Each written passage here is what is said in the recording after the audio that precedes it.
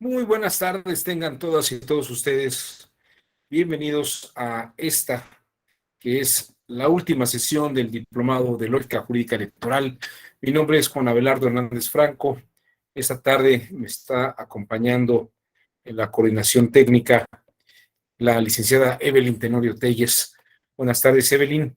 Y el día de hoy vamos a trabajar un tema que tiene dos vertientes interesantes, que una de ellas es sin duda algo que debieron de haber visto algunas y algunos de ustedes en la secundaria o en la preparatoria, que son precisamente las tablas de verdad, las tablas de verdad. Vamos a platicar sobre las tablas de verdad y ustedes dirán, ¿y qué tienen que ver las tablas de verdad con el mundo jurídico? Vamos a ver qué tienen que relacionarse en este sentido. Y por el otro lado, la tabla de verdad también se vincula con un tema de lógica y de argumentación jurídica, porque las tablas de verdad nos muestran los conectores lógicos. Los conectores lógicos que son precisamente conectores argumentativos. Entonces, el día de hoy vamos a platicar sobre estos dos elementos, estos dos factores que son la tabla de verdad y su vinculación con los conectores lógicos. No sé si aquí todos recuerden sus tablas de verdad. Las debieron de haber visto, yo las vi, ¿cuándo las vi? Creo que las vi en tercero de secundaria y todavía las llegué a ver otra vez en segundo de preparatoria. No sé si aquí todos recuerden las tablas de verdad. No, Dante dice que él no se acuerda. Aline dice que en la preparatoria en primero. Bueno, vamos a ver, ¿y qué tienen que ver estas tablas de verdad? Voy a compartir con ustedes un par de láminas para que sirva esto como algo muy didáctico. Si me permiten, vamos a hablar sobre tablas de verdad. Déjenme conectar mi computadora antes de que se me acabe la batería.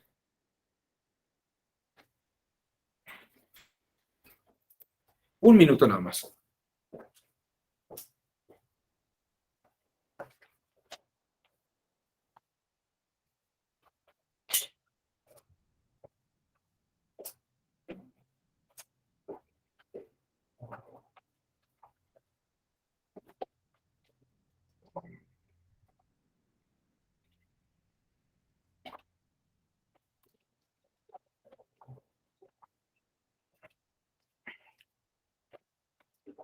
Es que a veces uso la batería para no tener tanto cablerío aquí.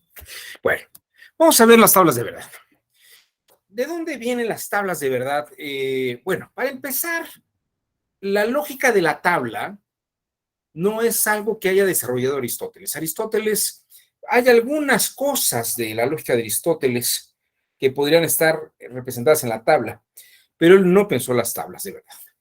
El origen de las tablas de verdad, como las conocemos nosotros, está en el razonamiento hebreo.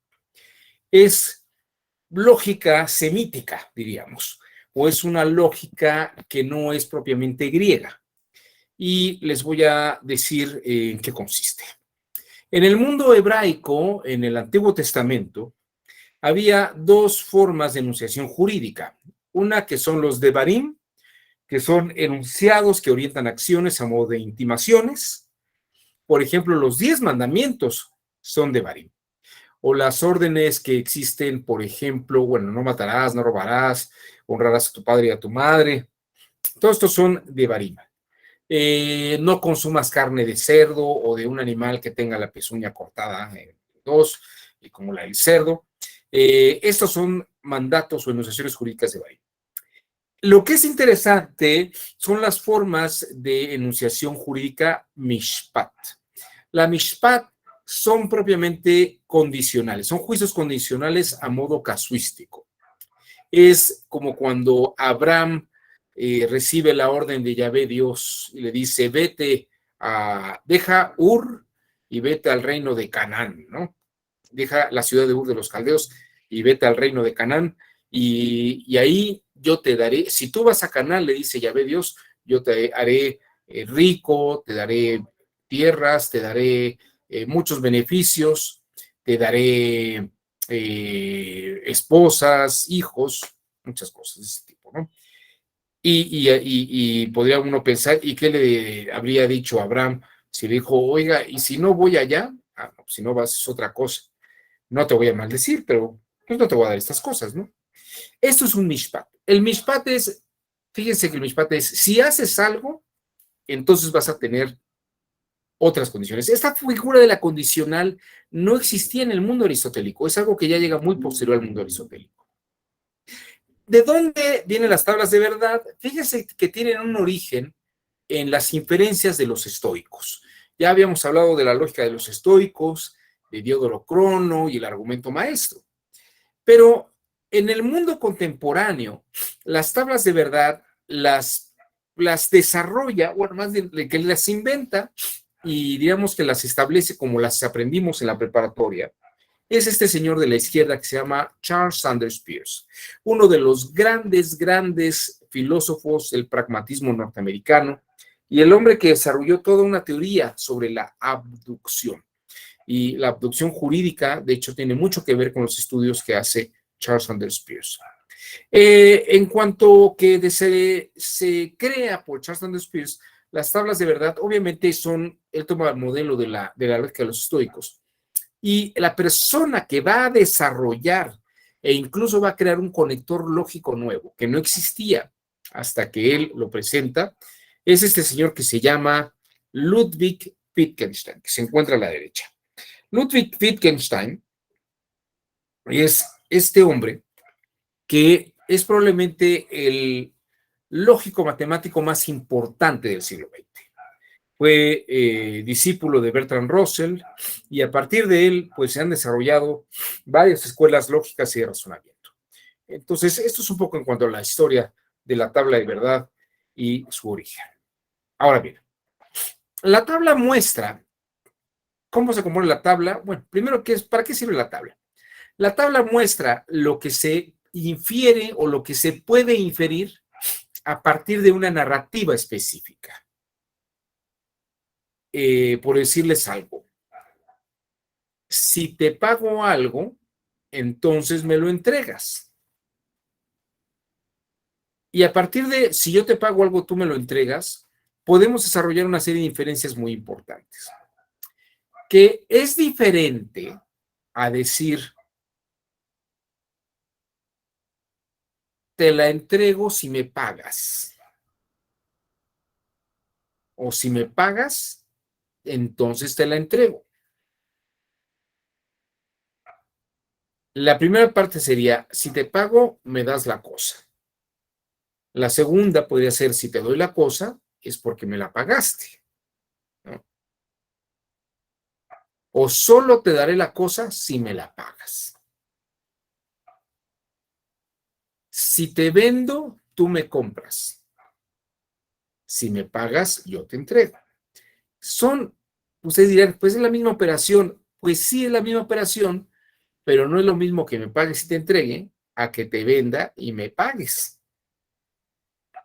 Es una cuestión de posiciones, ¿no? Es una cuestión de posiciones. ¿Quién lleva la mano? Es una especie de juego de dominó. El que lleva la mano, ¿no?, pone la ficha. Y en la lógica de condicionales ocurre algo parecido a esto. Por eso, si cambia la narrativa, cambian las cosas que se infieren. Vamos a ver. La tabla de verdad es este modelo que ustedes ven aquí. Este es el que desarrolla Charles Sanders Peirce y que luego va a desarrollar con más calma Ludwig Wittgenstein. Vamos a ver. La tabla tiene, ustedes pueden poner todas las preposiciones, o perdón, todas las proposiciones o las premisas que ustedes quieran. Voy a hacer unas tablas básicas donde solamente hay dos proposiciones, dos premisas. La premisa P y la premisa Q. La premisa P puede ser una cosa como, si te la pago, Q es, entonces me la entregas. O P puede decir, si te la vendo, Q, entonces me la puedes comprar. Y ustedes pueden decir, bueno, pues es lo mismo, ¿no? Todo lo que yo vendo, todo lo que yo vendo, es posible comprarlo. Pero no todo lo que quiero comprar se vende. No todo lo que quiero comprar se vende. No se puede comprar amor. Bueno, espero que no. Yo puedo vender y ustedes me compran. Ahora, yo quisiera comprar algo, pero a lo mejor no se vende. Hay cosas que aquí vamos a ir analizando y desmenuzando. Entonces, una proposición es P y la otra proposición Q. P puede decir te lo pago y Q, entonces yo te lo entrego, por decir algo. O P es vamos a hacer esto y Q y también esto de acá. Vamos a ver algunos ejemplos. Solamente para que vean ustedes, esto se parece mucho a las tablas de inferencia que estuvimos haciendo. De hecho, es una forma de tabla de inferencia como la de dicción, contrario sensu, contradicción y contrariedad. Pero la tabla tiene esta forma. Como verán ustedes, en la primera línea es como si fuera el cuadrante del eje cartesiano superior derecho. Las dos proposiciones son afirmativas, las dos son verdaderas. Si fuéramos a esta última línea, las dos proposiciones son falsas o negativas. Es como si fuera el contrario sensu. Esta sería la dicción, este sería el contrario sensu. Esto en lógica se llama modus ponendo ponens. Si tengo el antecedente, tengo el consecuente. Y acá abajo sería en lógica lo que se llama el modus tollendo tollens. Tollendo con doble L. Tollendo tollens. En latín, tollendo tollens.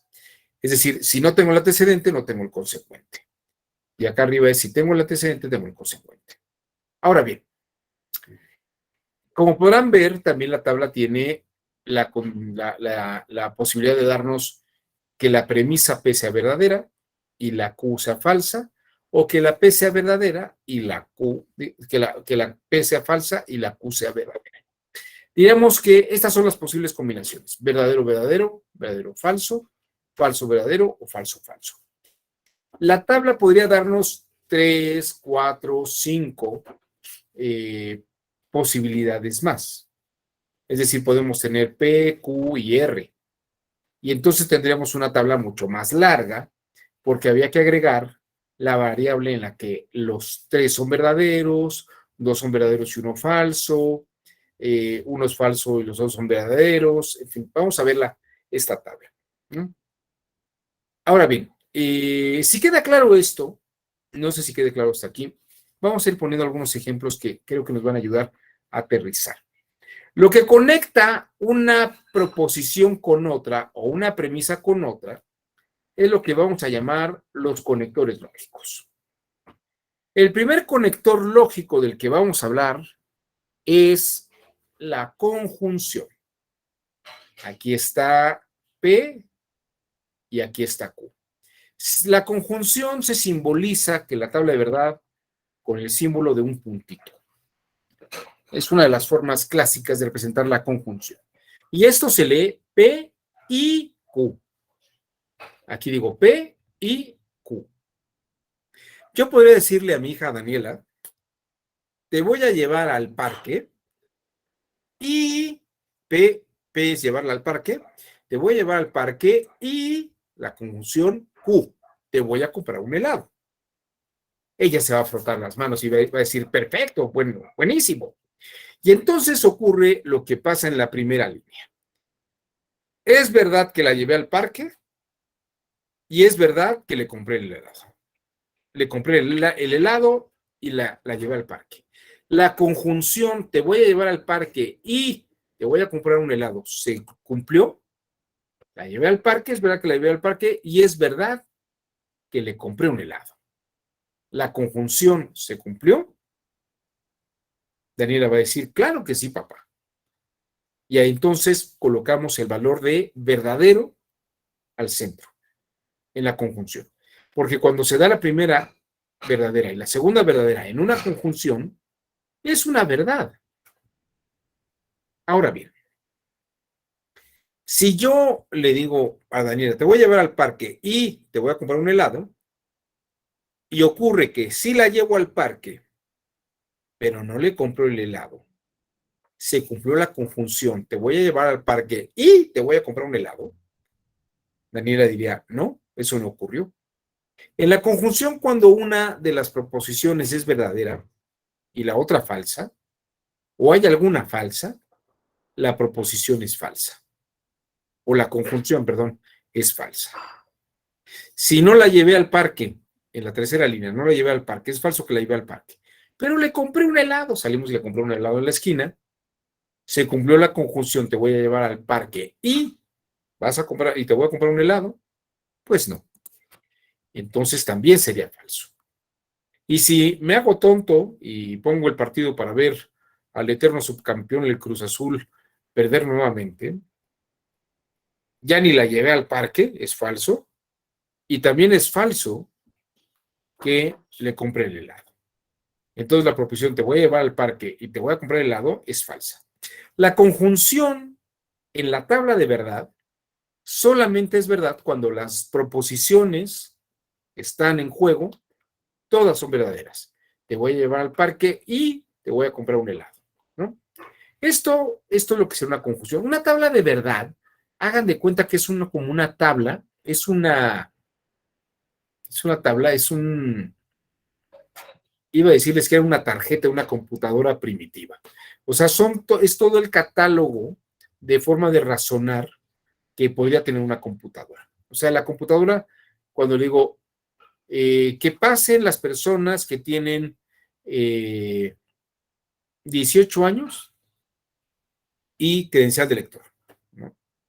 O personas que están en la lista, que tienen credencial de lector y están en la lista de electores. Y la computadora me va a arrojar, esa persona tiene credencial de lector y está en la lista de electores. Y siempre me va a decir, me va a sacar los datos de las personas que tienen las dos conjunciones verdaderas. Me va a marcar falsas si le falta uno una, o le falta la otra, o le faltan las dos. Por eso la conjunción, diríamos que es esta tabla de computadora que infiere que solamente en la conjunción hay verdad cuando los dos elementos son verdaderos. No sé si haya dudas hasta aquí. ¿Hay alguna duda? Pero vamos a ver.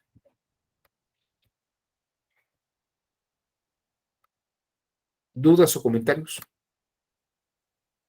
¿No? ¿Todo clarísimo? Luis Antonio Pacheco, ¿usted había visto tablas de verdad en la preparatoria?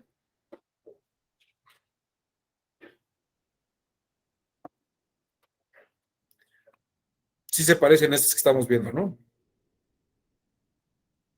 Bueno,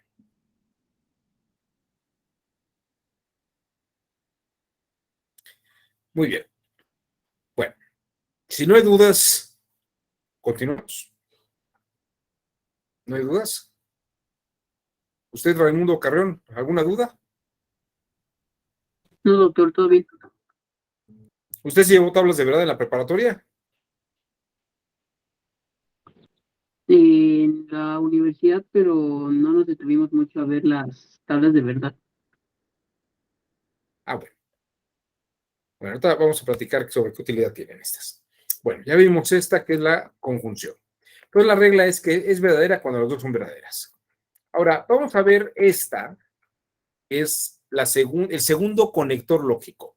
Esta es una disyunción y se lee O. Aquí, por ejemplo, esta disyunción se simboliza con una especie de V.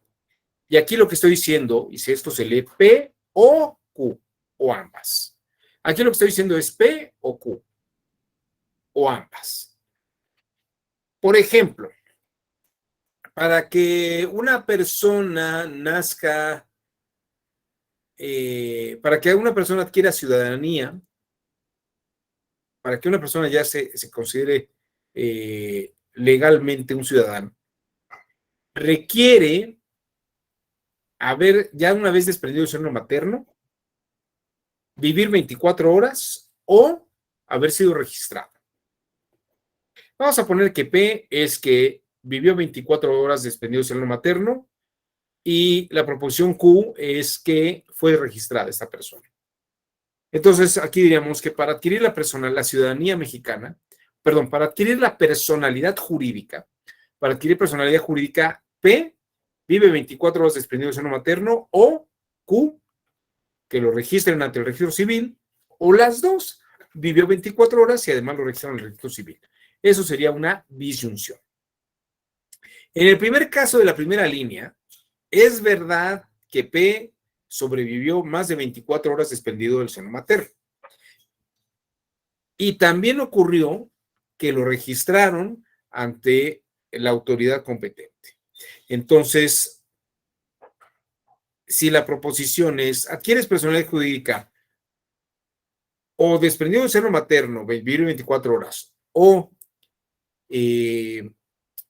habiendo sido registrado, o las dos, pues tanto como fue verdadera la una, como fue verdadera la otra, entonces la la disyunción P o Q, en este caso es verdadero. En la segunda línea vemos que esta persona desprendido del seno materno vivió 24 horas, pero no lo registraron. Adquirió personalidad jurídica. ¿Qué piensan ustedes?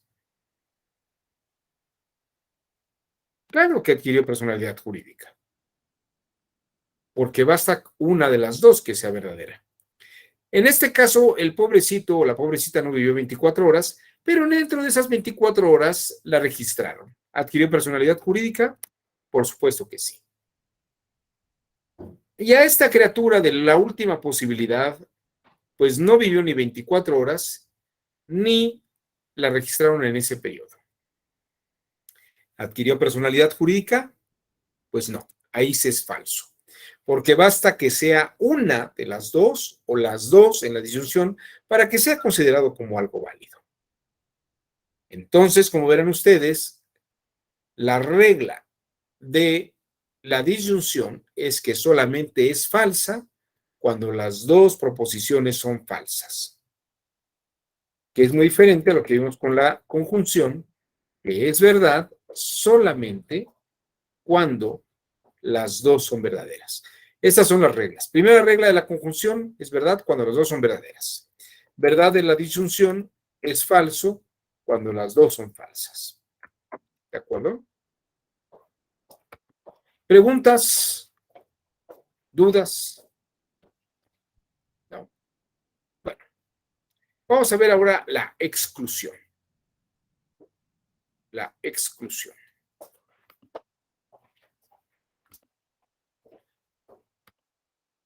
La exclusión es o una o la otra, pero no las dos.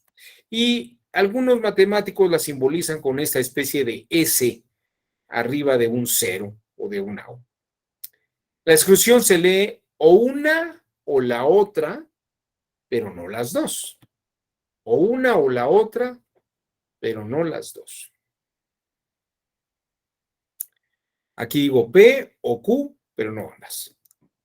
Aquí, por ejemplo, podríamos poner un caso muy extremo. Cuando alguien nace, se le registra hombre o mujer, pero no las dos. En este primer caso, en esta primera línea, a esta criatura la registraron hombre, P va a ser hombre, Q, mujer. Es verdad que la registraron hombre y además es verdad que la registraron mujer. ¿La exclusión sería válida? La respuesta es no, es falso porque es o una o la otra, pero no las dos. En el siguiente caso, en la segunda línea, es verdad que fue hombre y no fue mujer. Esto sería verdadero porque es una o la otra, pero no las dos. En la tercera línea, estamos viendo que no fue hombre, pero sí fue niña, sí fue mujer. Entonces, ¿la exclusión se cumple? Claro que se cumple porque es o una o la otra, pero no las dos. Y en el último caso, yo creo que debió haber salido muy feita la criatura porque ni la registraron hombre, ni la registraron mujer. ¿Hay exclusión allí? Por supuesto que no, porque tiene que ser una verdadera y la otra falsa, pero no las dos. Aquí tienen ustedes la exclusión. La regla de la exclusión dice que cuando las dos son verdaderas o falsas, es falso, y que solamente es verdad cuando una de las dos es verdadera y la otra es falsa. No sé si hasta aquí haya alguna duda.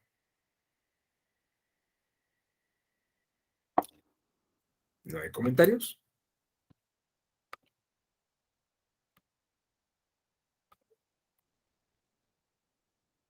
No sé si voy muy rápido o voy bien.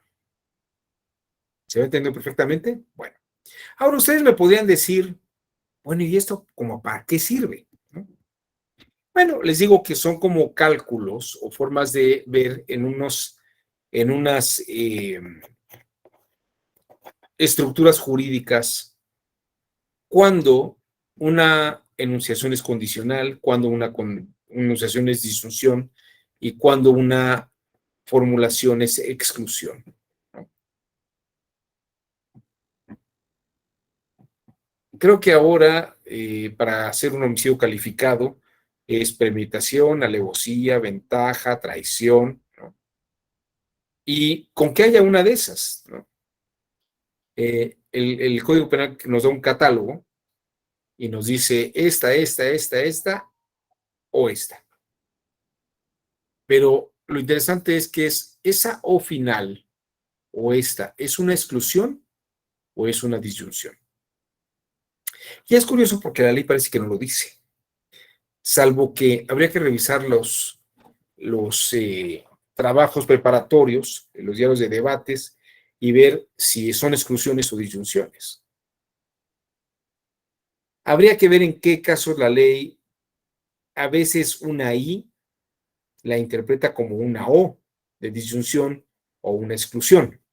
La ley lamentablemente no tiene esta riqueza y estos rigores de precisión lingüística. Entonces, si tuviéramos esta claridad de exclusión, disyunción y conjunción, tal vez podríamos ver con claridad qué se puede inferir en lo que la ley está estableciendo. Para esto sirven estos conectores lógicos y sus tablas de verdad para ver qué se vale inferir y qué no se puede inferir. Ahora bien, les voy a mostrar una aplicación práctica para ver en qué casos el juego de tablas de verdad podría sernos muy útil. Vamos a ver un pequeño videíto que una vez vi en una clase de matemáticas.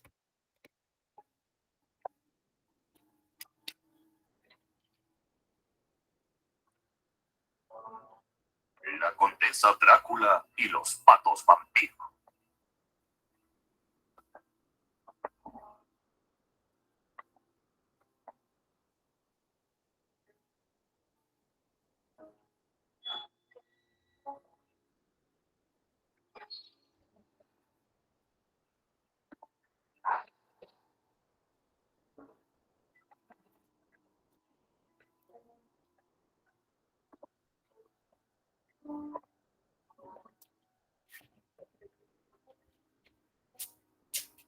La condesa volvió al castillo.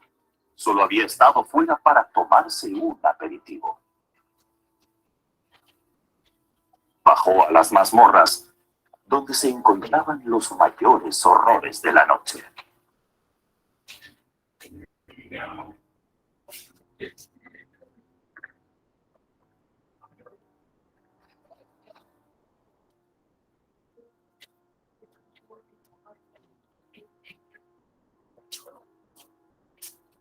Pero, ¿dónde estaba su repulsivo y desagradable criado? ¿Dónde estaba el hermoso Migor? Dios mío, está adoptado. ¿Es que no lo ve? El pato cometió el horrible asesinato. Porque esto no era un simple picotazo. Fue Dani. O delicado. O nunca. ¿Quién le arrebató un gran trozo de su cuello? El joven Dani dice: yo no fui, señora. Pero delicado afirma: Sí, fue Dani.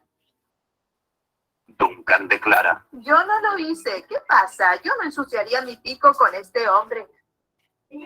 Sus poderes extrasensoriales le dicen que dos patos están mintiendo. Solo uno dice la verdad. Duncan y Danny lo niegan.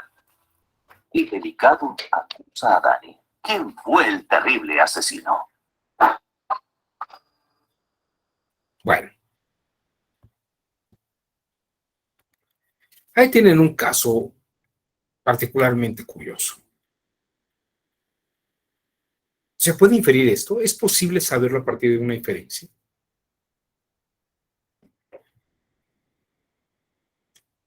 Uno dice, yo no fui.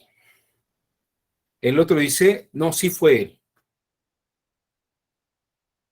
Y el otro dice, a mí ni me vean. ¿Es posible saber quién está mintiendo? Déjenme mostrarles un ejercicio de tablas de verdad.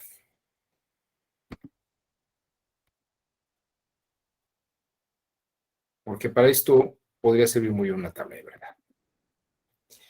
Aquí tienen ustedes una tabla con 3 proposiciones. Danny dice, yo no fui. Delicado dice, fue Danny. Y Duncan, igual que Danny, dice, yo no lo hice. Fíjense que aquí tenemos 3 proposiciones, no 2. Y como verán, la tabla se complica, porque hay que ver que las 3 sean verdaderas, las 2 primeras sean verdaderas y la última falsa, o las de los lados sean verdaderas y la del medio sea falsa, o la cuarta es falsa y es verdadera y las 2 son falsas. Y también es falsa, verdadera, verdadera, falsa, verdadera, falsa, falsa, falsa, verdadera o falsa, falsa, falsa. Cuando tenemos este tipo de complicaciones, quiero que vean ustedes en una tabla regular, tienen ustedes verdadero, verdadero, falso, falso. Si son 2 proposiciones, son 4 posibilidades. Verdadero, verdadero, falso, falso, y es verdadero, falso, verdadero, falso. Si entramos en el campo de 3 proposiciones, serían 4 verdaderas, 4 falsas. 2 verdaderas, 2 falsas, 2 verdaderas y 2 falsas. Y luego verdadera, falsa, verdadera, falsa, verdadera, falsa, verdadera, falsa, verdadera, falsa. Y ahí tenemos el escenario completo de todas las posibilidades. Que los 3 estén diciendo la verdad, es posible que los 3 estén diciendo la verdad. Solamente para comenzar, si Danny dice la verdad y Delicado dice la verdad, o sea, fue Danny y el otro dice yo no fui, esto no podría ser. Aquí, por ejemplo, vamos a ver que vamos a utilizar una exclusión. En la exclusión, lo que vamos a decir es, o Danny dice la verdad, o Delicado dice la verdad. Solamente voy a ver esas 2 posibilidades dentro del rigor de todo el resto de la proposición. Vamos a utilizar una exclusión. Ahora, si Danny dice la verdad y Delicado dice la verdad, en una exclusión, esto no es posible porque la regla de la exclusión dice que solamente puede ser verdad si uno dice verdad y el otro dice falsedad. Por eso en este caso, que los 2 digan verdad sería falso. En la segunda línea se repite esta condición y esto sería falso. Ahora bien, en esta tercera línea, Danny dice la verdad y Delicado dice una mentira. Esto es posiblemente verdadero. Es verdadero en el caso de la tabla de verdad. Se repite en esta condición. Y bien podría ocurrir que también Danny estuviera diciendo una mentira y Delicado estuviera diciendo una verdad. Entonces, aquí tenemos estas 2 otras posibilidades, donde en estas 4 podría ser verdadero. ¿Dónde podría ser si los 2 están diciendo una mentira? Yo no fui. Si eso es falso, y Dani dice, fue Dani, Delicado dice, fue Dani, podría ocurrir que los dos estén diciendo una mentira. En una exclusión, esto sería falso, porque o uno dice la verdad o el otro dice una mentira. Ahora, ¿puede ser que los dos estén mintiendo? Puede ser. Eso sería posiblemente verdadero en exclusión. Les voy a decir cuál es el problema aquí. Estamos hablando de una exclusión. O una o la otra o las dos. Digo, pero no una o la otra, pero no las dos. Si las dos son falsas, si no es una y no es la otra, podríamos decir que aquí hay una mentira.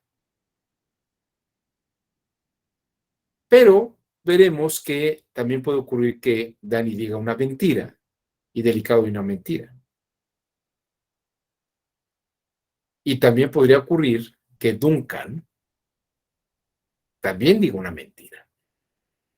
Pero bueno, aquí se repite este otro planteamiento y diríamos que tenemos posibilidades de verdad. Tenemos 4 y 4 posibilidades de falsedad solamente en el enunciado que Dani y Delicado estuvieron diciendo. Ahora, si esto es posible, ¿no? Dani dice, yo no fui. Y Delicado dice que fue Dani. Si los dos están diciendo la verdad, es falso. Y en una exclusión, si los dos están diciendo mentiras, también es falso. Porque o uno de los dos está diciendo una mentira. O los dos, o el otro está diciendo una verdad y el otro está diciendo una mentira. Ahora bien, vamos a comparar lo que salió de este planteamiento con nuestra tercera proposición. Duncan dice, yo no lo hice. Duncan dice que yo no lo hice.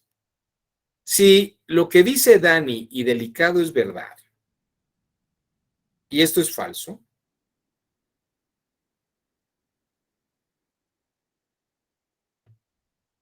pensemos que seguimos en una exclusión, porque hay que ver quién o uno de o el otro están diciendo mentiras. No puede ser que los tres digan la verdad. No puede ser que los tres digan la verdad. ¿Por qué razón? Porque si fue Dan, según Delicado, fue Dan, y eso es verdad, y lo que dice Dan es verdad, ahí hay una contradicción y la exclusión no funciona. Ahora, puede ser que Duncan esté diciendo una verdad, yo no fui, y y Delicado esté diciendo una verdad. En ese caso, el culpable sería Dan. Si Delicado dice que fue Dan y Duncan dice que él no fue, ahí habría una posibilidad de verdad de lo que está diciendo Dani. Pero sería una exclusión decir que los tres están diciendo la verdad.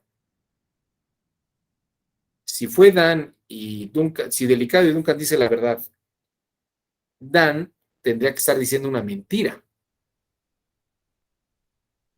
Dan tendría que estar diciendo una mentira para que efectivamente sea verdadero. Ahora bien, aquí se repite los del primer caso de que es una falsedad. Pero como es una exclusión, si es falso lo que están diciendo estos dos, y es falso que Duncan diga que él no fue, pues también sería falso, ¿no? También sería falso, porque si es falsa la conjunción, perdón, la exclusión de estos dos, y estamos en una exclusión con lo que dice Duncan, falso con falso sería verdadero.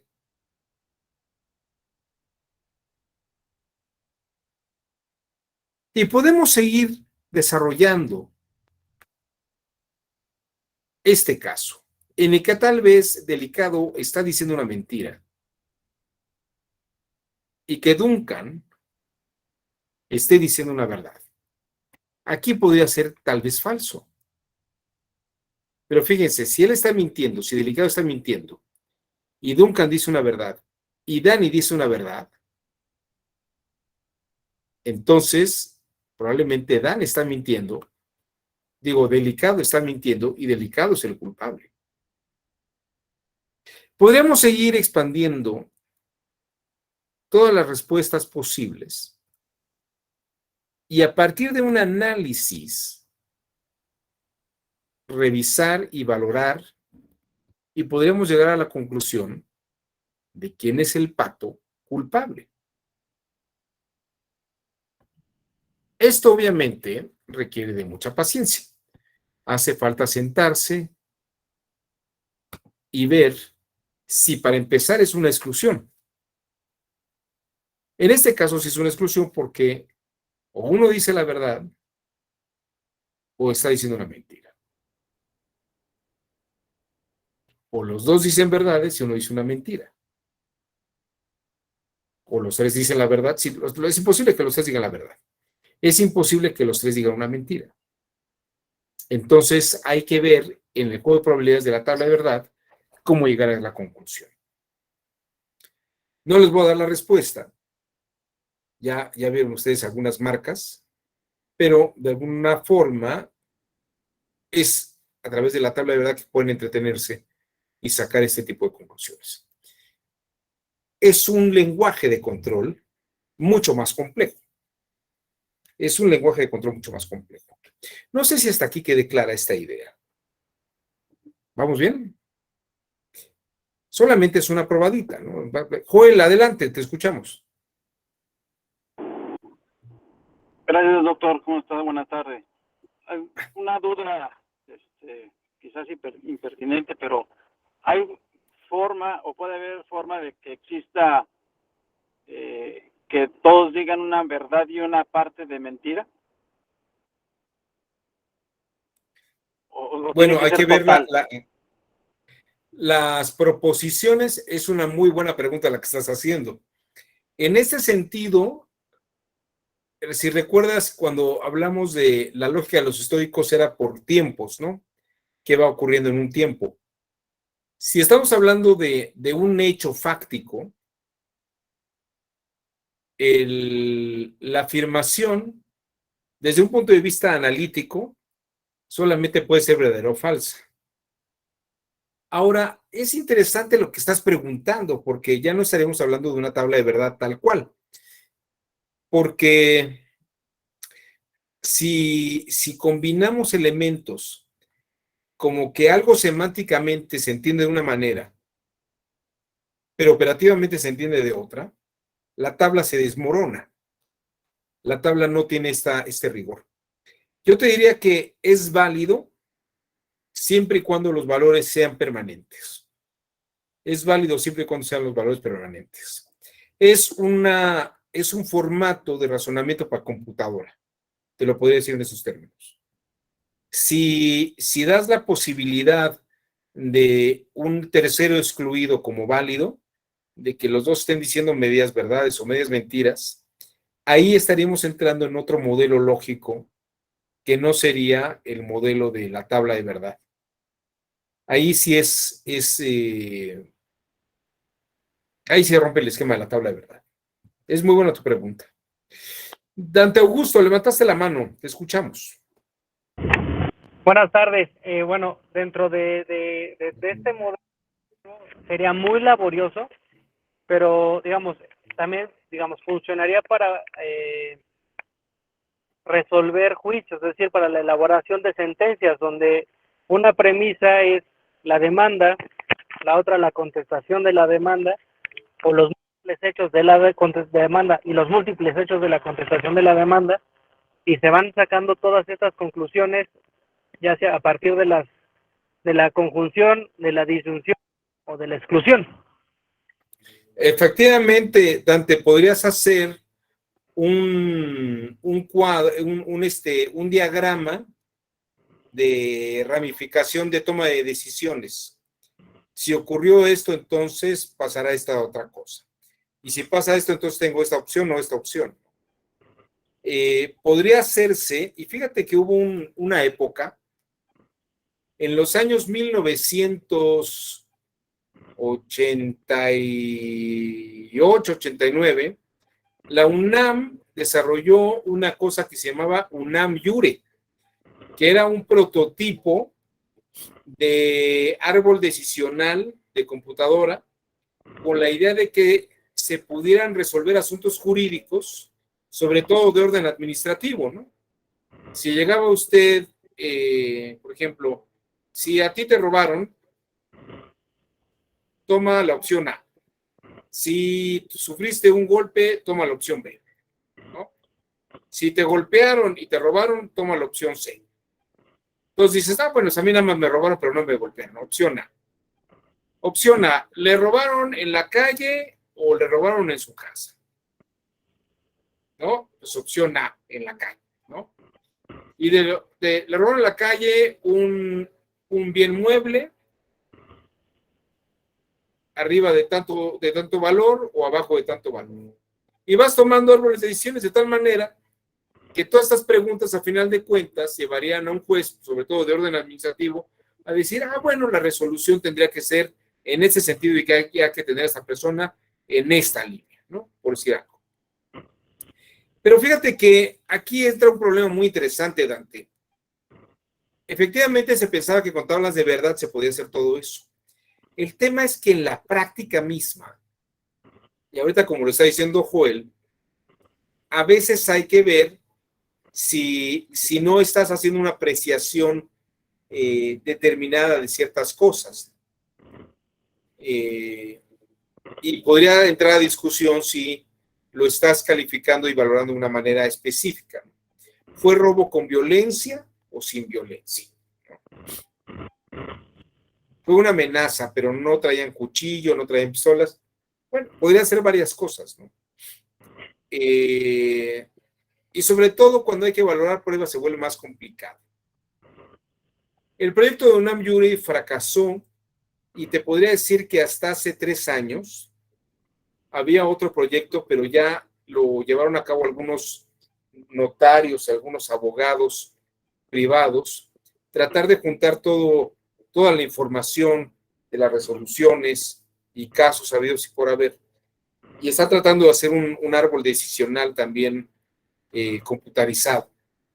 Y también la Corte, en lo que es el Semanario Judicial de la Federación, pues ya tiene conectadas las jurisprudencias, las tesis, los precedentes, y está conectando doctrina, y también está conectando normatividad, y está como queriendo juntar un montón de cosas muy interesantes. Hay una función, yo no sé si han ustedes oído hablar de ROS.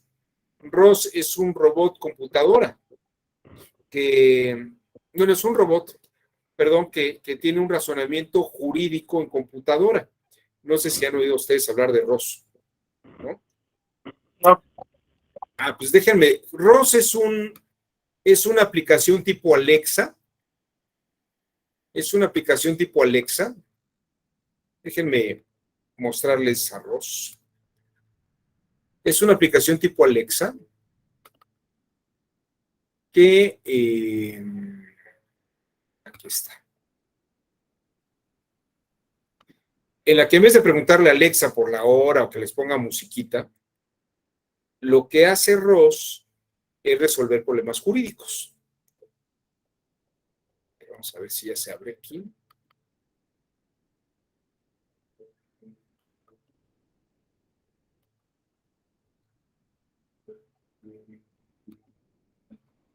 ¿Podría aprovechar y comentar algo, doctor? Sí, adelante.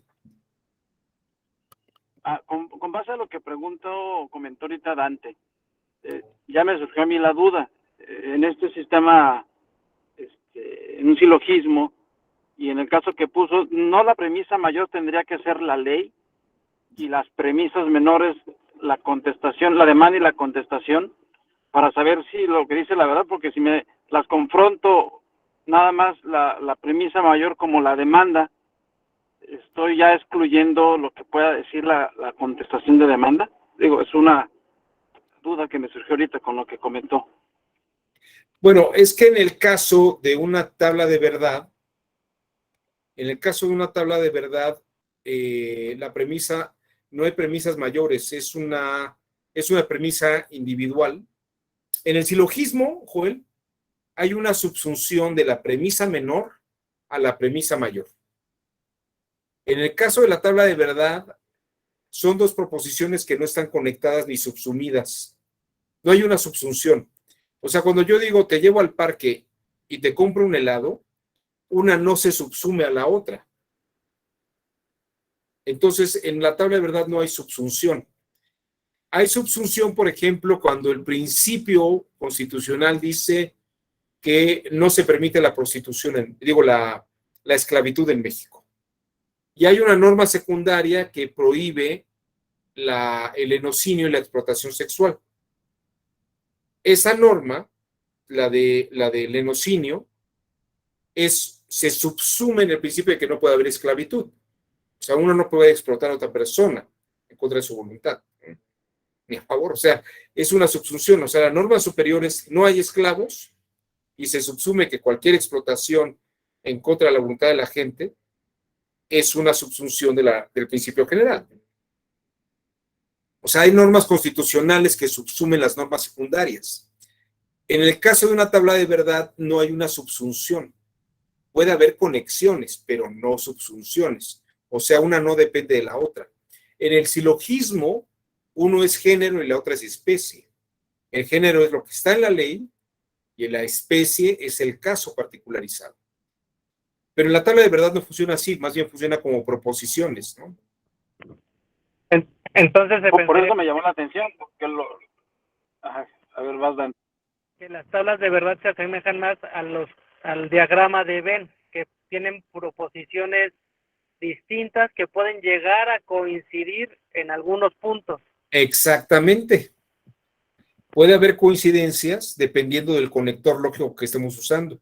Los diagramas de Venn si aquí se conectan como que hay elementos de uno en otro, pero el conector lógico lo que me dice es en este conjunto y este conjunto se debe de dar la conjunción, o se da en algunas partes pero no en otras, o sí se da en los dos casos, ¿no? Pero también se distingue el diagrama de Venn en que excluye a unos y acepta a otros. Miren, aquí está Ross, ya encontré ya me abrió el video. Aquí está. Este Ross, bueno, no el muñequito, es solamente así como lo representan.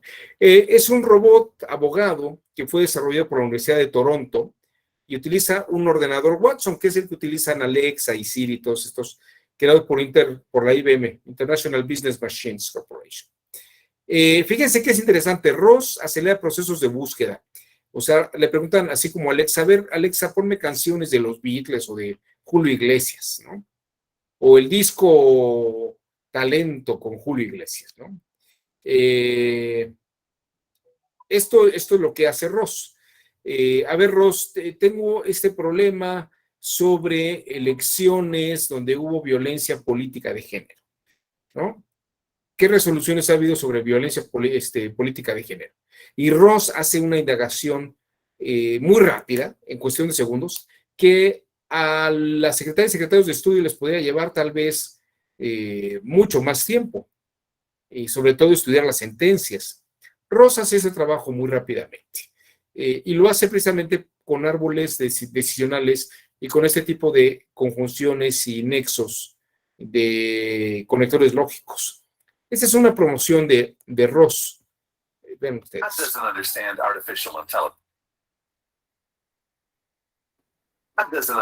artificial intelligence and probably thinks machines could take over the world. But in an ever-changing legal market, he knows that he's got to remain competitive. But Todd's stuck in the mundane and repetitive task of legal research that's weighing him down with unbillable hours, and hardly any time to focus his time on what's most important, his clients. So Todd turned a new leaf and put his trust in artificial intelligence with Ross, his own personal artificially intelligent researcher. Ross has access to a vast legal database that effortlessly reads through and finds numerous answers for any legal question. You can ask Ross questions in natural language, the same way you would any other lawyer. Ross runs in the cloud, can be set up in seconds, and literally takes just minutes to master. All you need is an internet connection. No more wasted time on training sessions and lessons. Ross gives Todd more time to focus on his clients, which has definitely changed Todd's opinion about artificial intelligence. So join Todd and hire Ross today. Purchase a subscription at rossintelligence.com.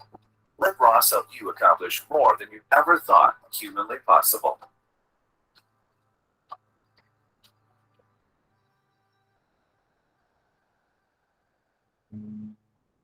Bueno, ahí tienen ustedes a Ross.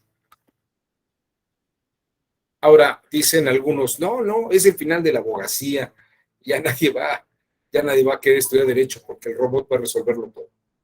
A ver, no se alucinen, el robot hace inferencias a partir de parámetros establecidos, pero el robot puede dar una solución correcta normativamente hablando al alto vacío. Pero el robot no puede hacer un análisis contextualizado del impacto social ni cultural.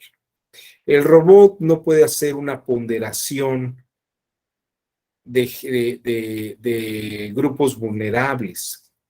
Y aunque le dijeran, bueno, si la persona se declara tzotzil, usted tiene que darle algún cierto número de ventajas ponderativas. Bueno, el hecho de que sea tzotzil no quiere decir que solamente por el ser tzotzil tiene más ventajas, ¿no? Habría que ver si el tzotzil a lo mejor no tiene un perfil de grupo no vulnerable, ¿no? Estas son cosas que dirán, no, por ser tzotzil ya tiene que ser grupo vulnerable. Oiga, pero tiene una casa en Las Vegas y es una persona que tiene 2 posgrados y lo que pasa es que dejó la comunidad desde que tenía 4 años. Bueno, estas cosas la máquina no las pondera. ¿No? ¿Qué tipo de violencia se puede hacer? ¿Qué paradojas normativas presentan algunas de las partes? Esto no lo puede hacer la máquina. Entre los años 44 y 56 hubo una polémica muy interesante entre un grupo de científicos cibernéticos, que trabajaban los primeros robots, las primeras computadoras, y que hacían razonamientos muy rápidamente, y planteaban que todo el razonamiento humano era estímulo-respuesta. El conductismo de Skinner y de Watson, en el que uno actúa con base en la información que le están dando, es algo que Edward Tolman, un psicólogo norteamericano, estudió. Pero, por ejemplo, veían como Skinner y como Pavlov condicionamientos de animales. Pero Tolman escribió un libro en 1932, si yo mal no recuerdo, que habla sobre la conducta intencional de los animales. Y él hacía experimentos con ratas y con ratones. Les ponía laberintos y ponía la comida, ¿no? Y veía cuando ponía las condicionantes que los ratones iban por donde se les indicaba que tenían que ir. Pero llegó un punto en el que también se dio cuenta que el ratón encontró un atajo, o los ratones encontraban atajos para llegar a la comida sin necesidad de estar siendo estimulados. Y esto, Tolman dice, esto es un signo de que no todo razonamiento tiene un estímulo externo. Nuestra mente, y esto fue lo que genera entre otras cosas, lo que se llama la revolución cognitiva, que en los años 56, 57, con personajes como Jerry Brunner, George Miller, Noam Chomsky, entre muchos otros, destacan que el conductismo solamente ve una parte. Podemos establecer comportamientos de las personas o de los animales de una forma conductista, sí, pero no solamente existe eso, porque nuestra mente, por más condicionamientos que tenga, no son determinaciones. Y la mente puede decidir tomar una decisión, valga redundancia, puede tomar una decisión y querer tomar una decisión por encima de lo que el estímulo y la lógica estaría estableciendo. De ahí, por ejemplo, viene el sentido de sacrificio, el sentido de ofrecimiento, el sentido del deseo. Un ser humano puede querer cosas más allá de lo que la razón le está diciendo que haga. Y de algún modo, tal vez una expresión muy chusca, pero creo que es muy clara. Y me van a entender muchos. Uno se casa, por ejemplo, no porque tenga buenas razones. Se casa porque quiere, porque toma una decisión. No porque esté haciendo un árbol de toma de decisiones, ¿no? La computadora no puede, la computadora asumiría que todo el que tiene la misma información va a reaccionar de la misma manera, ¿no? Pero es tan absurdo como pensar que a todos los que les enseño música van a tener el mismo talento para ejecutar un instrumento musical. O que todos, si les enseño composición, todos van a componer igual. Y no es cierto. Hay gente que tiene talento y hay gente que no lo tiene. José Alfredo Jiménez no sabía ni tocar la guitarra, ¿no? Sabía levantar las botellas, pero no sabía tocar la guitarra. José Alfredo Jiménez no sabía música, cantaba de chiflidito. Y en cambio, por ejemplo, no sé si a alguien le molesta lo que voy a decir, pero Benny Ibarra, el hijo de Julissa y de Benny Papá, pues por más que lo mandaban a estudiar a la Universidad de Berkeley, por más que lo metieron al mejor conservatorio del mundo, pues difícilmente ha hecho un par de canciones que la gente recuerde con cariño y que aprecie, ¿no? Yo creo que es la prueba más grande de que el razonamiento de computación no es absoluto. Y a ver, aquí quiero que se quede muy clara esta idea, porque van a pensar, pues es que este cuento es lógico. No, a ver, a mí me parece que la lógica, repito, es un lenguaje de control que nos ayuda a verificar la coherencia de los razonamientos. Pero si ustedes recuerdan lo que yo dije ayer, y hablando de Tarski y de Hilbert, eran dos matemáticos que dijeron, muy bien, podemos tener el razonamiento matemático, pero hay que verificar si en la realidad funciona y es pertinente. La intuición nos va a decir si es pertinente que sea así. La lógica es una herramienta de auxilio. Entonces, hay computadoras que hacen esto que hacen las tablas de verdad. Hay computadoras que infieren rapidísimo. Y ya una computadora con todas las variables que, por ejemplo, les he presentado, ahorita vimos un razonamiento, el de los 3 patos, con 3 variables. Pero una computadora, como lo acaba de decir Dante hace un instante, puedo meterle todas las variables posibles y nada más le aprieto el botón para que la computadora calcule. Y la computadora me va a dar una respuesta, que seguramente es una respuesta lógica y además es una respuesta correcta. Pero la mente humana, viendo esa respuesta correcta, ponderando, no matemáticamente, midiendo el entorno, la situación socioeconómica, la situación sociopolítica, las condiciones culturales, las condiciones educativas de las partes, los valores económicos que puede haber en juego, las creencias, las convicciones, los estados de vulnerabilidad, puede ver si la respuesta es pertinente o no.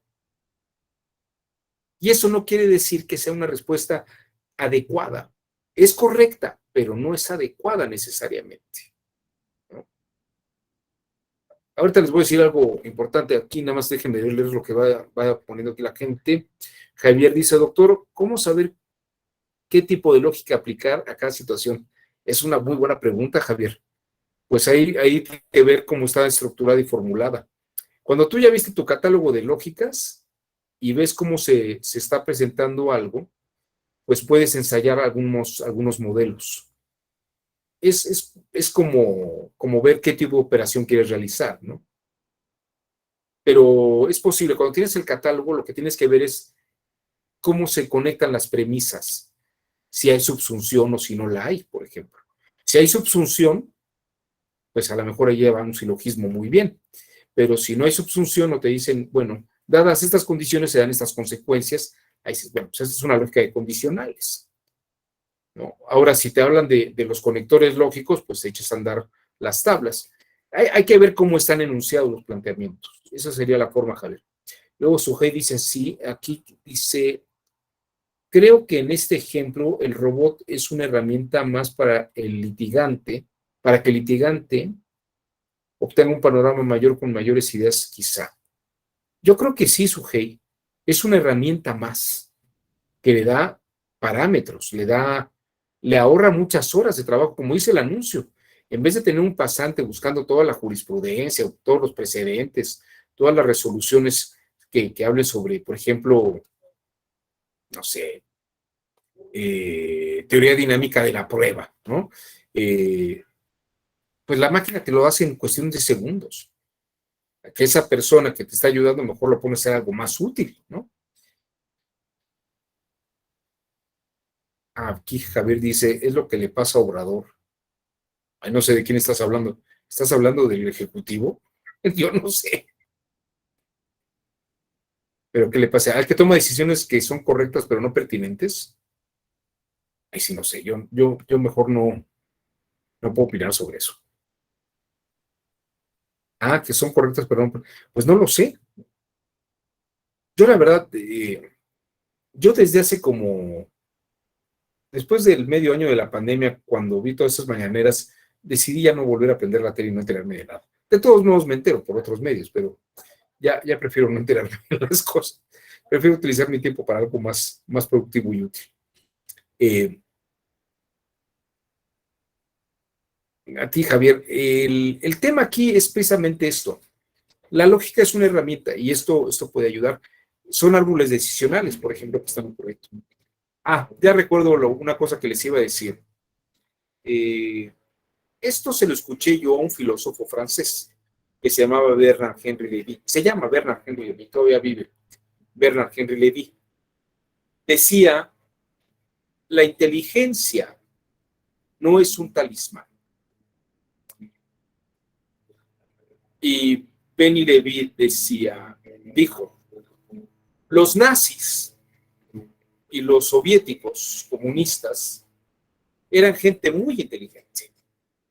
Los nazis, incluso Alfred Rosenberg, Joseph Goebbels, tenían más de 2 o 3 posgrados.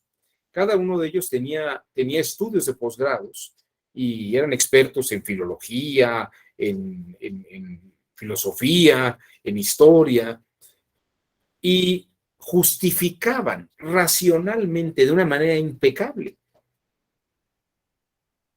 por qué había que mandar a los judíos a los campos de concentración y eliminarlos. Martin Heidegger, en sus lecciones de lógica de 1935, desarrolla silogismos impecables para decir que Adolfo Hitler era la mejor opción, que los negros eran una raza inferior y una serie de cosas. El razonamiento puede ser correcto si estamos partiendo de premisas, y habría que ver si las premisas no son unas falacias, ¿no? O van cargadas y sesgadas de racismo. Pero lo que dice Bernard Lévy es muy interesante. La razón puede justificar cosas terribles. Lo que es importante, y fíjense que aquí está la clave de un poco todo esto. La definición de justicia es la constante y perpetua voluntad. La constante y perpetua voluntad de darle a cada quien lo suyo. No es la correcta y lógica razón de darle a cada quien lo suyo. No es la detallada y coherente forma de razonamiento en la que se le da a cada quien lo suyo. Es la voluntad. Porque el razonamiento puede ser auxiliar, pero si no hay una intención adecuada, y la intención no pertenece a la razón, sino a la voluntad.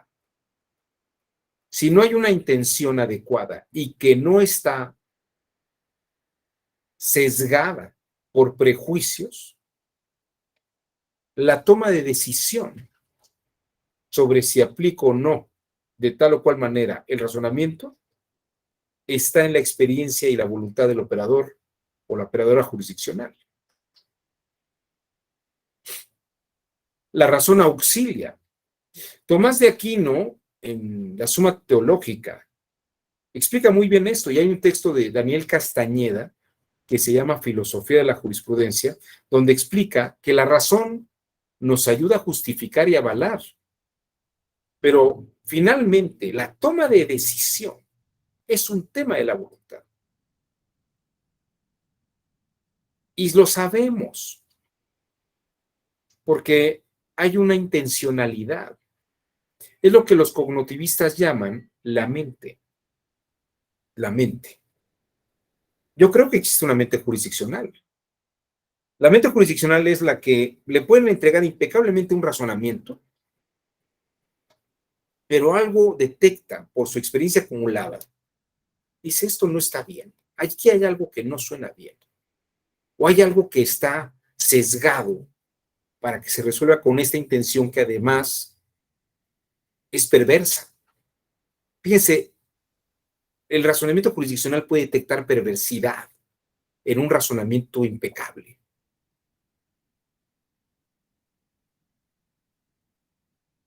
Y la justicia se auxilia de la razón, se auxilia de la lógica, pero no quiere decir que todo razonamiento debe ser lógico. Y por eso Kelsen dice,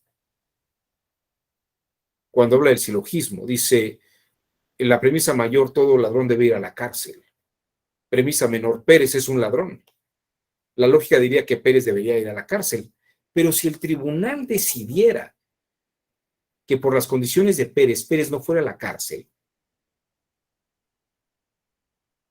es un problema para la lógica, no para el tribunal.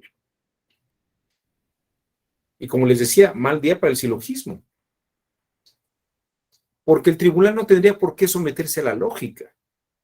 Más bien tendría que encontrar una forma lógica que justificara su toma de decisión. Y como hemos visto, hay varias formas de decisión.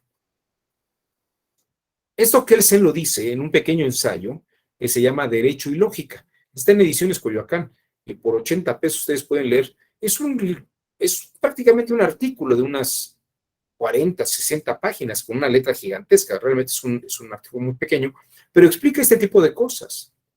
La lógica es algo que tiene que servir como auxiliar a la razón. A ver, Dante aquí dice, creo que cada modelo ayuda en escenarios distintos.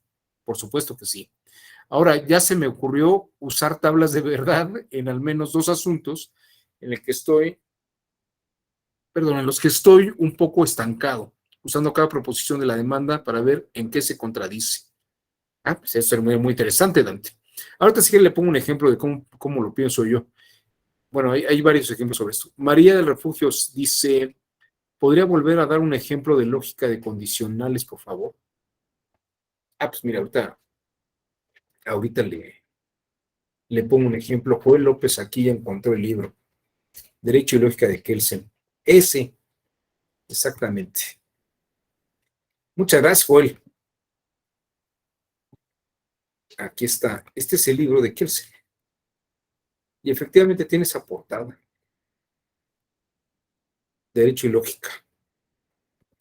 En Ediciones Coyoacán. Y aquí está el texto. A ver. 62 páginas, ahí están. Y vean ustedes, son páginas muy grandes. Son ediciones muy económicas. Déjeme apuntalar hacia dónde vamos al final de esta sesión, porque vamos a hablar de la condicional en tablas de verdad. Déjenme mostrarles las 3 formas de condicionales que existen en tablas de verdad. Vimos una, que es la que Leibniz y los estoicos utilizan mucho para el campo del derecho, pero puede haber razonamientos jurídicos que coincidan y puedan ser muy útiles para estas formas lógicas. Vamos a ver. Déjenme saltarme ya esto de aquí. Miren, vamos a ver esta primera forma de condicional que se llama bicondicionalidad. Esta forma, este conector lógico, las condicionales es si algo ocurre, entonces se da una consecuencia. De eso platicamos hace como 2 sesiones. Ahora, en una tabla de verdad las condicionales se pueden expresar. Y aquí van a ver ustedes, por ejemplo, esta es una figura que se llama bicondicionalidad. Esta es una figura que no existía en el mundo clásico. Esta aparece apenas en el siglo XX con Ludwig Wittgenstein. Él establece esta forma. Y esta es la que se lee y se dice, esas 3 rayas significan si y solamente si algo, entonces una consecuencia. Por ejemplo, si decimos si y solamente si tengo P, tendré Q. Por ejemplo, P es unión de 2 moléculas de hidrógeno y una de oxígeno, H2O. Y Q es que voy a obtener agua. Si solamente si tengo 2 moléculas de hidrógeno y una de oxígeno, entonces podré tener agua. Si es verdad que tengo, en la primera línea diría, si es verdad que tengo H2O y es verdad que tengo agua, se cumple la bicondicionalidad. Porque si solamente si tengo 2 moléculas de hidrógeno y una de oxígeno, voy a obtener agua. La bicondicionalidad es verdadera. Ahora, en la segunda línea, tengo 2 moléculas de hidrógeno y de oxígeno, pero no tengo agua. Esto es más falso que un billete de $3. Sí, solamente si puedo tener agua, si tengo 2 moléculas de hidrógeno y una de oxígeno. Ahora, no tengo 2 moléculas de hidrógeno y una de oxígeno, pero tengo agua, pues esto también es falso. Oiga, no tengo 2 de hidrógeno y una de oxígeno y tampoco tengo agua. Ah, eso sí es verdad. Porque sí, solamente si tienes una cosa, tienes la otra. Y si no tienes una, no tienes la otra. Esta es la bicondicionalidad. Jurídicamente hablando, les diría que es muy difícil encontrar una figura jurídica o una norma jurídica de bicondicionalidad. Porque la bicondicionalidad, como ustedes podrán ver, no acepta excepciones. Si solamente si tengo un triángulo rectángulo, entonces uno de sus ángulos será de 90 grados. Porque todo triángulo rectángulo tiene por lo menos un ángulo de 90 grados. Aquí tienen ustedes precisamente estas formas de lógica rigurosa. En el derecho, estas figuras no son fáciles de encontrar, sobre todo, por ejemplo, en Estados Unidos o en México o en Europa, no lo hay, porque nuestro derecho encuentra excepciones bajo ciertas circunstancias y contextos específicos. Pero si habláramos de un derecho chino, por ejemplo, o en el caso que yo conozco más cercano, es el caso del derecho de Colombia, porque me han invitado a dar en varias ocasiones conferencias a Colombia y cursos a Colombia. Y a la hora que me pongo a revisar el derecho colombiano, es muy rígido el derecho colombiano. Y ustedes piensen que es rígido porque tuvo durante varios años a un grupo guerrillero que se llamó Sendero Luminoso. Y y tenían que tener un rigor normativo que no diera lugar a excepciones. En China, en Corea, en países totalitaristas, el derecho, y sobre todo en el caso de China, que es un país analfabeta, porque utilizan ideogramas y no alfabeto, la ley es muy rígida. La ley es muy rígida y no encuentra excepciones tan fácilmente. Es más, les diría, no existe la excepción en el derecho chino. En los chinos, hasta el año 2006, comenzaron a leer derecho romano para entender cómo funciona el derecho occidental. No existían clases de derecho romano en China. El chino no conocía el derecho romano, se los digo porque tuve yo la oportunidad de viajar con un grupo de expertos a China, y una de las cosas que nos tocó trabajar en los intercambios son estos acercamientos en los que los chinos querían entender el derecho occidental, y se daban algunos cursos de derecho romano, que eran cosas novedosas, ¿no? Y tienen una lógica que no entienden ellos, por una serie de razones que ahorita con todo gusto si les explico. Esta sería una bicondicionalidad, sí, solamente sí. Déjenme contarles una anécdota, por ejemplo, que pasó en Colombia. La ley decía, si los indiciados, los detenidos, revelan dónde había fosas comunes, o fosas clandestinas, perdón, de personas que habían sido desaparecidas, podrán ser indultadas. Y entonces levantaba la mano uno y decía, yo sé dónde hay una fosa clandestina. Entonces los llevaba y efectivamente el lugar donde había marcado estaba la fosa clandestina. Y luego otro levantó la mano y dijo, yo también sé dónde está. Y entonces le dijeron, bueno, a ver, indíquenos. Y los llevaba a la misma fosa clandestina. Y les decía, bueno, pero usted ya nos está repitiendo lo mismo que le dijo el otro. Sí, sí. Ustedes solamente dijeron que daban indulto a la gente que dijeran dónde estaba la fosa clandestina. No que dijeron que fuera por única vez o que fuera la primera vez. Y el derecho colombiano es tan rígido, que tuvieron que darle indulto a todos aquellos que estaban repitiendo exactamente lo mismo que dijo aquella persona. Era la misma fosa clandestina y como 20 personas repitieron lo mismo, y bajo el rigor de la ley de Colombia tuvieron que darle indulto a todos ellos. El colombiano tenía un régimen muy rígido para poder combatir a la guerrilla. En China y en Corea las leyes son muy rígidas porque no se entiende la posibilidad de excepción en China. En Japón puede haber excepciones dependiendo del contexto social que haya, pero es otra cosa, es un derecho de otro mundo. Por eso no estudiamos derecho asiático. El derecho japonés o el derecho chino son como de otro planeta, en el que jamás entenderíamos cómo funciona. Es otra lógica. Y es una lógica que tiene que ver porque el chino no piensa en cosas particulares, sino que piensa en contextos. A lo mejor les parece muy raro lo que les estoy diciendo, pero les voy a poner un pequeño ejemplo para que me entiendan y vean ustedes que a lo mejor no estoy hablando en chino. Les voy a poner un experimento. Es un video muy interesante de un estudio que hizo la Universidad de Michigan en los años, yo creo que fueron a principios, fue durante la primera década del siglo XXI. Déjenme mostrarles.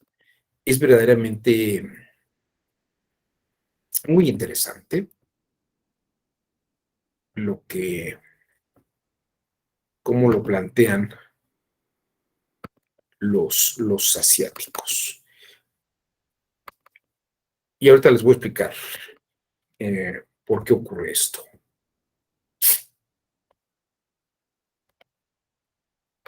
Incluso les voy a decir, esto incluso no es es un tema que deriva en la lógica, pero que tiene que ver con modelos cognitivos de cómo entiende la gente ciertas cosas. Vean ustedes, miren.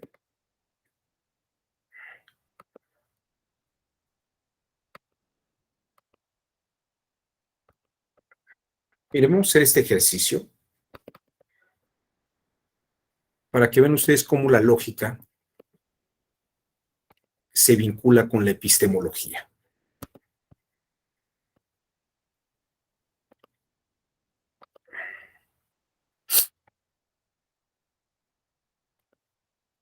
Les voy a hacer un par de preguntas sobre este video que les voy a presentar.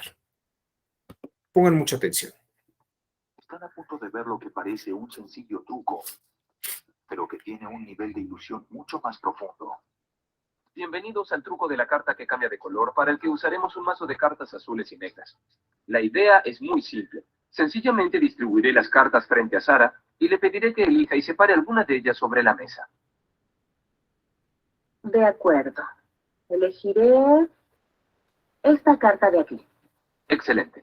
Sara pudo haber elegido cualquier carta del mazo, pero ella decidió elegir la que ahora está hacia abajo sobre la mesa. Le pediré que mire la carta y nos diga cuál es. La carta que elegí fue el 3 de tréboles.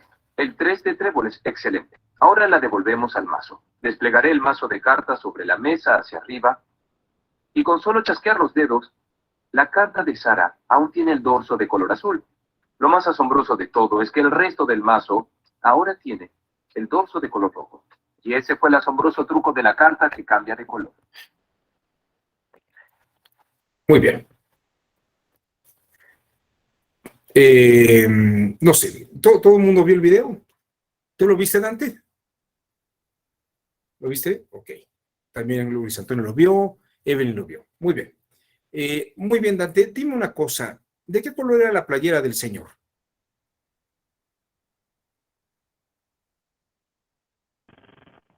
Negra, Negra. Ok. ¿Y la playera de ella? azul, ¿Me preguntas? azul. A ver, Evelyn, ¿tú viste de qué color era el mantel?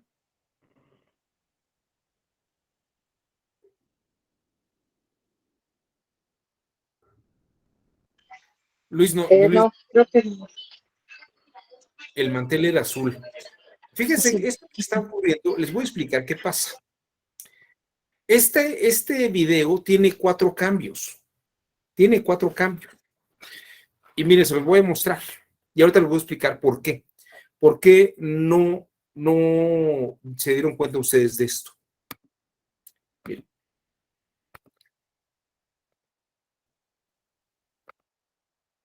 El sujeto tiene al principio, De ver lo que parece un sencillo fíjense truco, ustedes, pero que tiene un nivel de ilusión mucho más profundo.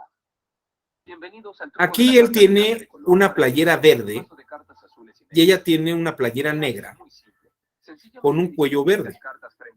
El mantel, como se darán cuenta, es como caqui, es oscuro, y hay un telón azul atrás.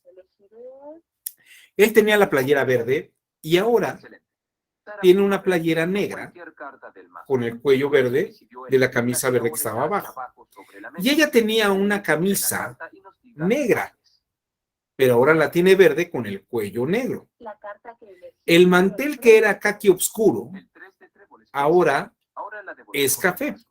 Y el telón que es azul, fíjense ustedes bien, aquí cambia a rojo.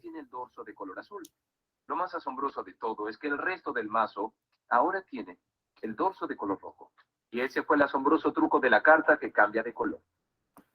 Esto pasa, y se lo voy a explicar, hay estudios bien interesantes sobre esto, es porque el occidental lee alfabéticamente letra por letra y aprende a leer por sílabas.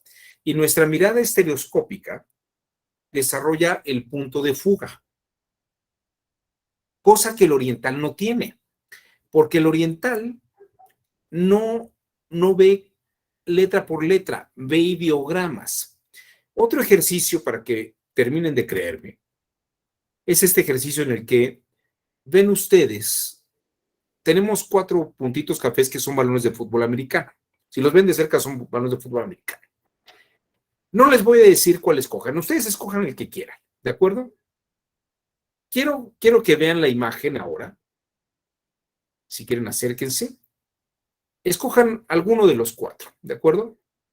Véanlo fijamente, no muevan la mirada del que están viendo. Y díganme, ¿qué ocurre de reojo con los otros balones? ¿Qué pasa con los otros 3 balones? O con los otros 3 puntos cafés.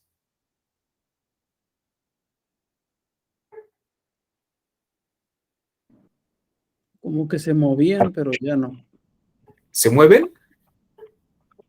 Bien. A ver, vean uno solo, se los voy a poner, vean uno solo, fijamente. Y de reojo díganme qué pasa con los otros 3 balones.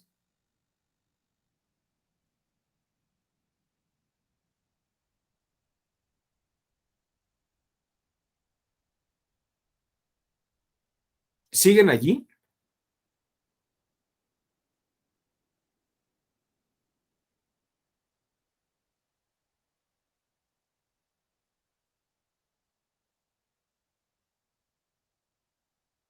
A ver. ¿Qué le pasó a los otros balones?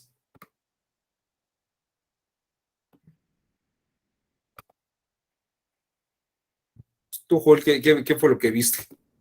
De momento pensé que se movían, pero después ahí seguían. No desaparecieron en mi mente, en mi ojo.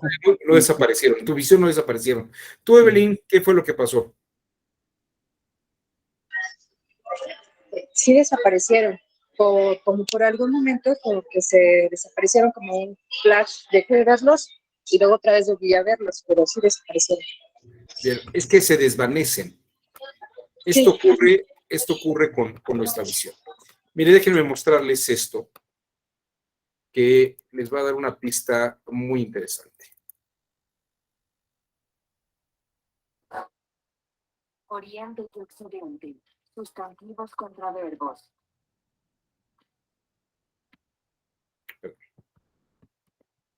Se realizan diferentes operaciones cerebrales cuando orientales y occidentales ven objetos en una imagen. Básicamente, en la parte trasera del cráneo hay zonas del cerebro asociadas principalmente con la percepción. Así que cuando vemos una imagen, interpretamos todas las formas, figuras y curvas. Y lo que notamos es que el cerebro oriental percibe la imagen como un todo. Y la zona del cerebro que fija su atención a objetos individuales no logra activarse. Pero los occidentales, cuando ven la misma imagen, su cerebro se concentra en las individualidades y la parte del cerebro que analiza la individualidad se activa aún más. Bueno, a partir de esto, como verán, los orientales parece que ven en conjunto. Vean ustedes este ejercicio. A una persona alegre, la gente a lo que llamamos situación.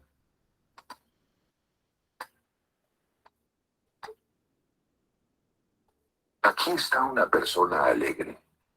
La gente a su alrededor también se ve alegre.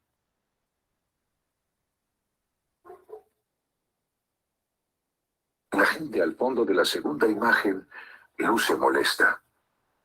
Así que la persona sonriente al centro podría estar alegre. Y aquí lo que van a ver ustedes es que los occidentales, que leen alfabéticamente, fijan su mirada solamente en la persona alegre y siempre la van a ver alegre. El oriental, como no es acostumbrado a fijar en punto de fuga la mirada, lo que pasa en el contexto afecta a la parte central.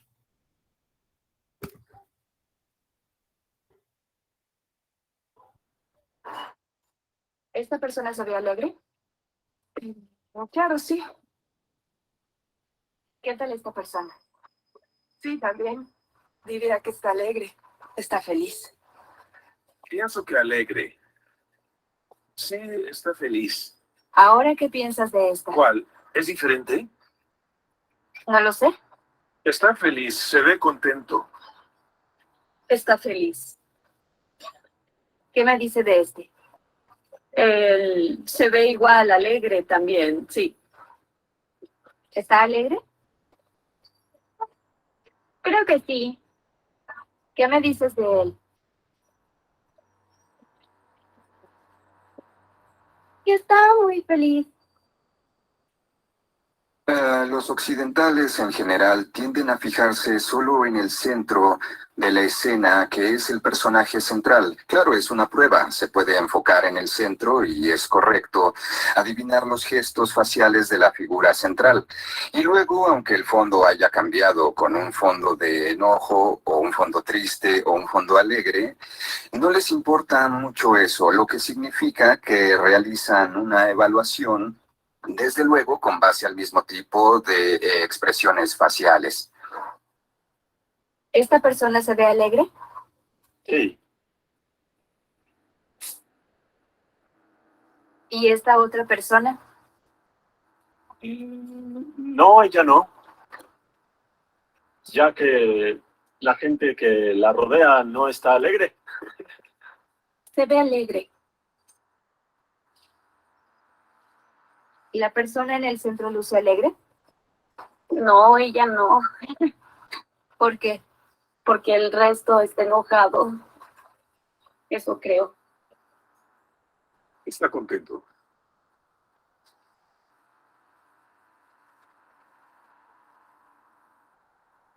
¿Y este otro? Parece que está enojado. ¿Por qué? Porque solo uno está sonriendo.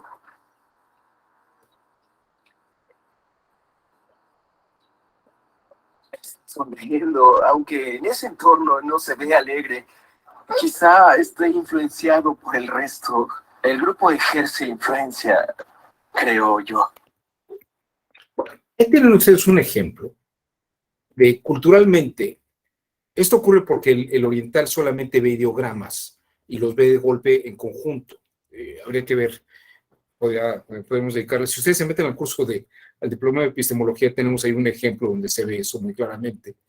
Pero lo que quiero decirles con esto es que los modelos lógicos son formas de justificación y tal vez a un oriental no le cuadra un silogismo. A un oriental no necesariamente le cuadra un cuadro de antecedentes y consecuentes. Efectivamente, Javier, son menos individualistas.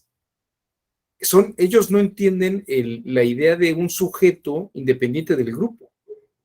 Por eso cuando alguien se va a una empresa en Japón o en China, el sujeto se va arriba con la empresa o se va abajo con la empresa. Nosotros nos vamos a donde nos paguen mejor, a nosotros, ¿no? Y los demás que se rasquen como puedan. Esa es una forma lógica que el oriental no entiende. Y a nosotros nos cuesta trabajo entender que el oriental no entienda eso. O que el oriental le gusta hacer todo en grupo y tener estas marchas colectivas y todos igualitos, ¿no? Pero es precisamente porque hay elementos socioculturales que perfilan los modelos de racionalidad. Y las lógicas funcionan para ciertas cosas, para ciertos razonamientos.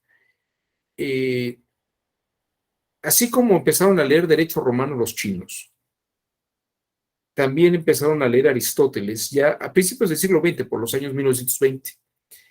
Pero no, la lógica de Aristóteles no es la lógica de Confucio. Son lógicas distintas. Y si me presionan y me preguntan, la lógica de una persona tarahumara o la lógica de un tzotzil tampoco es la lógica de Aristóteles. Y no quiere decir que sea un ser inferior y un ser tonto. Simplemente quiere decir que culturalmente hay modelos de lógica distintos. Es lo que llaman psicología de la cultura o también teorías de antropología social. Hay un texto de Karl Mannheim que se llama Ideología y Utopía. donde dice la lógica de los pueblos depende de sus idiosincrasias. Lo que ha hecho característico a Occidente es que ha encontrado en las diversas fórmulas matemáticas fórmulas de razonamiento de justificación mental.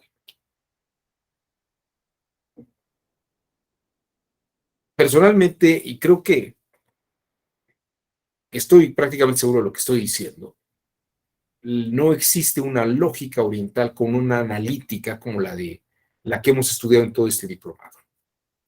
Existen formas de lógicas y diferencias, pero tienen que ver con el grupo.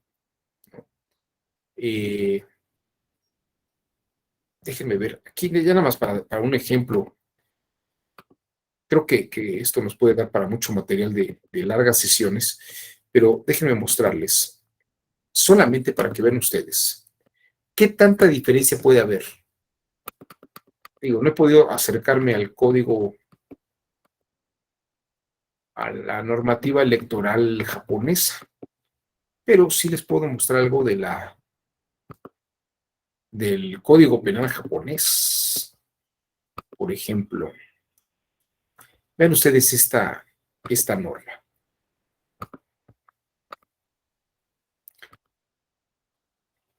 Vean ustedes esto, es muy interesante.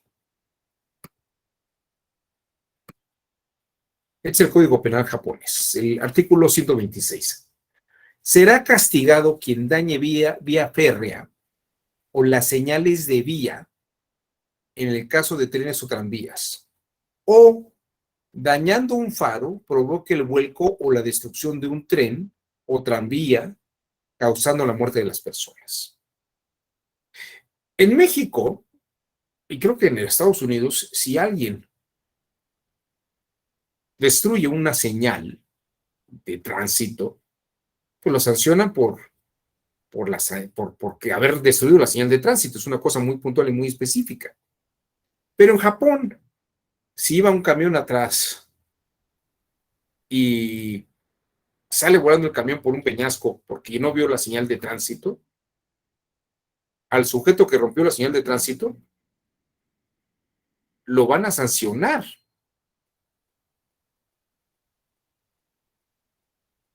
Por homicidios.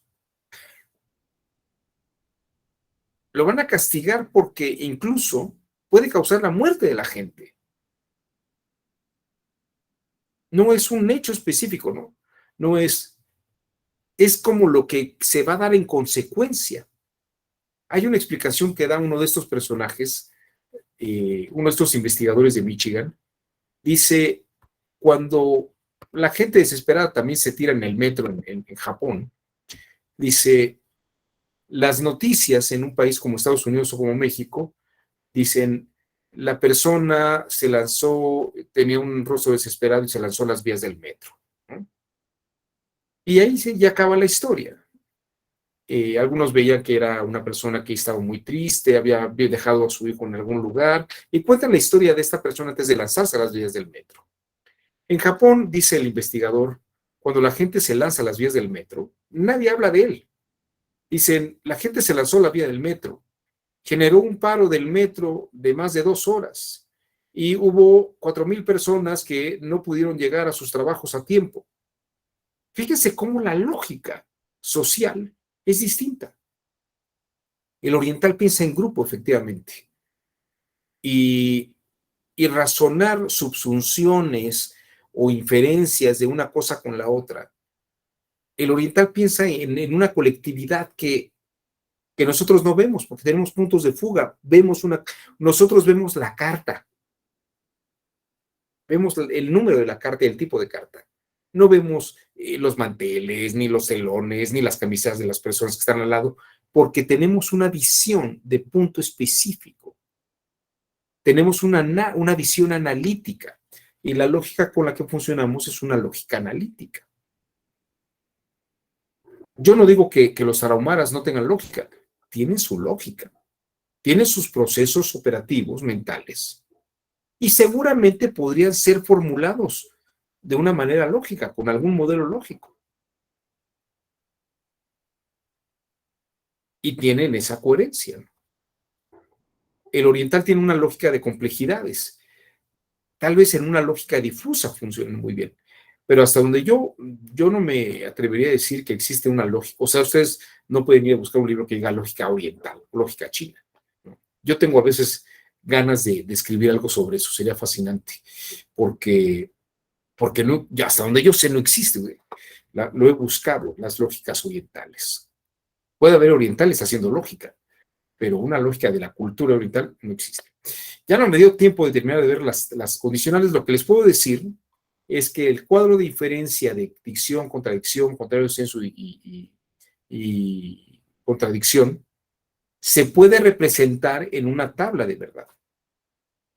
La primera línea como la dicción, la última línea como contrario sensu, y las otras líneas juegan lo que es la contrariedad y la contradicción, siendo que el antecedente sea verdadero y que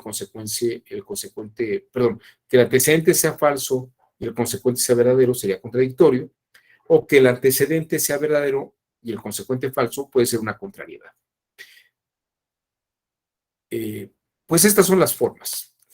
Lamentablemente se nos acabó el tiempo y espero que haya sido de su interés este acercamiento al mundo de la lógica y que les deje ver que la lógica ni es tan buena como parece, pero tampoco es tan mala como podría parecernos, ¿no? Es una herramienta y creo que es una herramienta que puede servir. Y yo terminaría citando al doctor Gatell: la lógica sirve para lo que sirve y no sirve para lo que no sirve. Tiene sus lógicas el doctor Gatell. Me dio mucho gusto compartir con ustedes esta sesión. Ya ni me da tiempo de hacer las preguntas, ya son las 7 de la noche, debería haber acabado hace 10 minutos. Sujei, por ello es que en las fotos se busca que lo importante quede en el centro, para que no dejarle la atención. Pues claro, son los individuales. Muchas gracias. Gracias a ustedes, Erika, buenas tardes. Joel, muchas gracias. Evelyn, buenas tardes. Luis Dante, Luis Antonio, Raimundo, Erika Ángeles. Bueno, a todas y a todos, muchas gracias y gracias por el comentario. Es la última sesión, ¿verdad, doctor? Perdón, Joel. Es la última sesión. Es la última sesión, Joel. Qué tristeza. Ya me estaba yo acostumbrando a ver las caras y a esta pues, dinámica pareciendo una tertulia. Muchas gracias, doctor, compañeros, y a seguir estudiando y leyendo porque sí, quedan muchas cosas pendientes por profundizar. Nuevamente, gracias. Muchas gracias a ustedes. Que tengan muy buena tarde y excelente fin de semana. Muchas gracias. Gracias, doctor. Hasta Gracias, luego, doctor. compañeros. Gracias, compañeros. Un placer. Igualmente, gracias. Evelyn, me mandan saludos. Un abrazo, Evelyn. Gracias. Hasta luego. Bye. Gracias, Refugio. Hasta luego, Joel, Ali, Javier. Hasta luego. Sean felices. Gracias. Bye.